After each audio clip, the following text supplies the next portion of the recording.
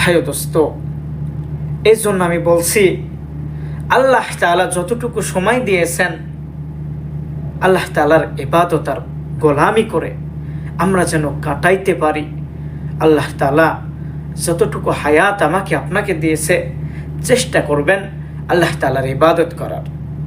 আর মায়ার নবী আমার রাহমাতাল লিল আলামিনের তরিকা অনুযায়ী জীবন যাপন করা। ভাই দোস্ত, আল্লাহ তাআলা কিছু সময়ের জন্য তোমাকে আমাকে দুনিয়াতে পাঠাইছেন তার গোলামি করার জন্য, তার ইবাদত করার জন্য। সময় থাকতে আল্লাহ তাআলার ইবাদত করো। মায়ার নবী আমার কত কষ্ট মুজাহাদা করছেন এই কালেমার জন্য, ইসলামের জন্য। ভাই দোস্ত, মায়ার নবী রাহমাতাল লিল আলামিনের তরিকা অনুযায়ী জীবন যাপন করো। আল্লাহ তাআলা তোমাকে দুনিয়াতেও শান্তি দিবেন, আখিরাতেও শান্তি দিবেন। তুমি কোটি টাকার মালিক, পাওয়ারফুলওয়ালা, ক্ষমতাওয়ালা, ধন সম্পদের মালিক, আত্মীয় স্বজন, কসম কিচ্ছু তোমাকে কাজে দিবে না। কত কোটি টাকার মালিককে দেখলাম দুনিয়া ছেড়ে চলে গেল, তাকে শুধু 3 টুকরা সাদা কাফনের কাপড় দিয়ে পেঁচাইয়া মসজিদের ওই পালংটা যখন তার বাড়িতে চলে আসলো, তাকে ওই অন্ধকার কবরে তার আত্মীয় স্বজনরা রেখে চলে আসলো। তার অর্থ তার সঙ্গে দিল না, তার সম্পদ তার সঙ্গে দিল না, তার ক্ষমতা তার সঙ্গে দিল না, তার আত্মীয় স্বজন তো একটা সময়ও বলল না যে আমি তার সঙ্গে বেশিক্ষণ না 2টা ঘন্টার জন্য কবরে থাকি। তাহলে চিন্তা করে দেখো, এই দুনিয়া কিছু না।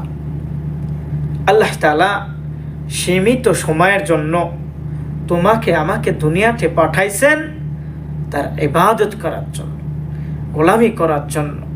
এই জন্য আল্লাহ তাআলা যতটুকু সময় তোমাকে আমাকে দিয়েছেন আল্লাহ তাআলার ইবাদত করো, আল্লাহ তাআলার ইবাদত করো, আল্লাহ তাআলাকে ভয় করো।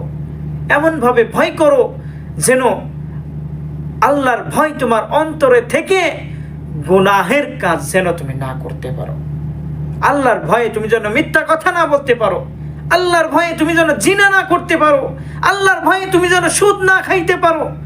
তোমার ভিতরে যদি আমার রবের ভয় থেকে থাকে তোমার পক্ষে গুনাহ করা সম্ভব না। গুনাহ করা কি সম্ভব না, কারণ আমার রবকে তুমি ভয় করো, ওই কবরকে ভয় করো, কিয়ামতের ময়দানকে ভয় করো। আর যদি ভয় না করো, যদি বিশ্বাস না করো, মরলে কি হবে? কিচ্ছু হবে না। ও বাবা, মানলাম কিচ্ছু হবে না, চল যদি কিছু না হয় তাহলে তুমিও বেঁচে গেলা, আমিও বেঁচে গেলাম, তুমিও বেঁচে গেলা, আমিও বেঁচে গেলাম। কিন্তু একবার যদি কবরের ভিতরে তোমার আমার আযাব চালু হয়ে যায়, আযাবের ফেরেশতা গ্রেফতার করে নেয়, তাহলে তুমি আমি কেমনে বাঁচতাম? কেমনে বাঁচতাম? আল্লাহ তাআলা দুনিয়াতে তোমাকে আমাকে আর পাঠাবেন, একটা সুযোগও দেবে না যে দুনিয়াতে এসে ভালো কাজ করে যায়।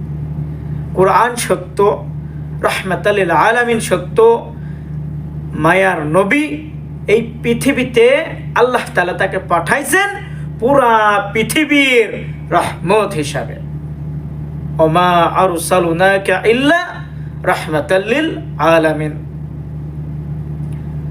মায়ার নবী এমন একটা নবী, সেই নবীকে বাদ দিলে কোরআন বোঝা যায় না, যেই নবীকে বাদ দিলে হাদিস বোঝা যায় না, যেই নবীকে বাদ দিলে পৃথিবীর কোনো কিছু কাজে মন বসে না। এমন একটা নবী পাইলাম যে নবী পেয়ে আসমান, জমিন, পাহাড়, পর্বত, নদী, লালা, খাল, বিল, প্রত্যেকটা পশু পাখি, একটা পিঁপড়ার থেকে চালু করে খুদে জানোয়ার পর্যন্ত, জীব জন্তু, সমস্ত কিছু আমার মায়ার নবীর জন্য পাগল। দুনিয়াতে যত পয়গম্বর আল্লাহ তাআলা পাঠাইছেন প্রত্যেকটা পাইকম্বর হলো আমার আল্লাহর পাগল, কসম খোদার। আর আমার আল্লাহ তাআলা হলো আমার মায়ার নবী রাহমাতাল্লিল আলামিনের পাগল। যেই নবীর তরিকা অনুযায়ী যদি তুমি আমি জীবন যাপন করতে পারি, ওই মায়ার নবী কাল কিয়ামতের ময়দানে তোমাকে আমাকে জান্নাতে না নিয়ে সে জান্নাতে যাবে না।